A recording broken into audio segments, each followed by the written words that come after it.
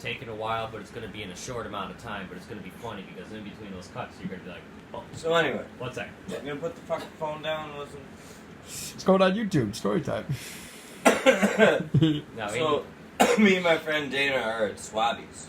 You know where Swabby's is, right? Downtown. Well, I didn't have that much, dude. All I had was like 2 or 3 beers and a couple shots of bourbon. And that's it. And I went outside, said goodbye to him. You know, gave him a hug. See you, Dana. Have a good night. Go fuck yourself.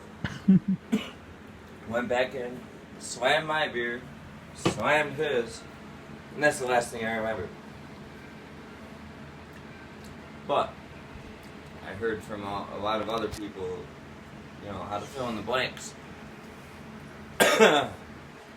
Apparently, Aaron, step in. Tell your side of the story now.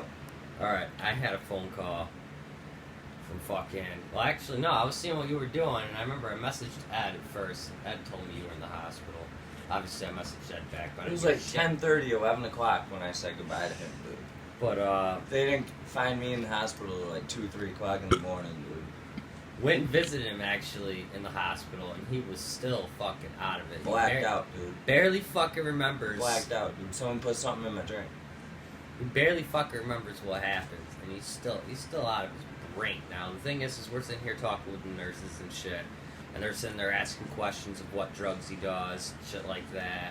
And they were asking me, and they didn't believe me, which is funny, because it's like, yo, I've been hanging out with this motherfucker since high school, almost like every fucking day from sun to sundown. I know what the fuck he does.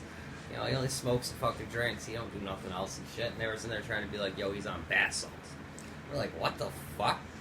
And then he started telling us the story. Apparently, in the middle of his blackout, It took 7 cops and security guards to drag me in. Yes, it took a lot of cops to get him inside the A building. whole mob of cops, dude. A whole mob.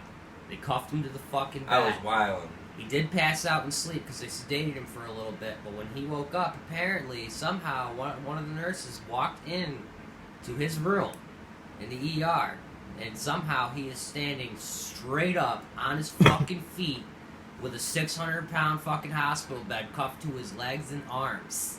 Just slamming myself into the wall. Straight up, dude. trying to get the Slamming fuck myself out. into the windows. And nobody, to this day, can figure out how the fuck he did it. How the fuck he Those did it. fuckers are heavy, dude.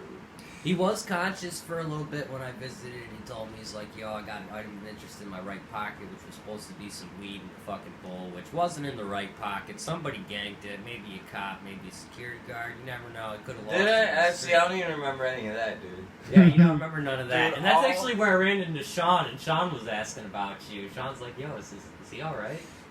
All I remember is like 24 hours later, I wake up in a mental house in Utica.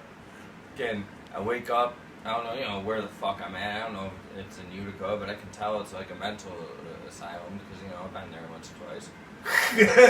I've on the crazy train once or twice. So anyway, I get up, I look in the mirror, and there's a sink and a mirror in my room, and I look in, half my fucking face is caved in, dude. Somebody fucked me up. For sure.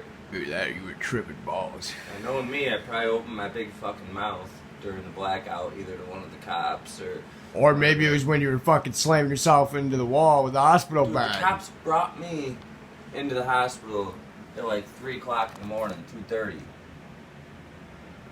And Dana went bye-bye at like 10:30, so what the fuck was I doing for 3 hours? Getting fucked up, getting beat up, apparently. Dude, I don't know what the fuck happened for those 3 hours, but just complete, like, mind blank. Gone. No memory. It's fucked up. To this day. This is like 4 years later, I was very slight bits and pieces. Like, I remember looking at myself in the hospital gurney, like, all tied down, strapped down, thinking, how the fuck am I gonna get the fuck out of this? This ain't happening, I'm not gonna get out of that. And black out again, and apparently I managed.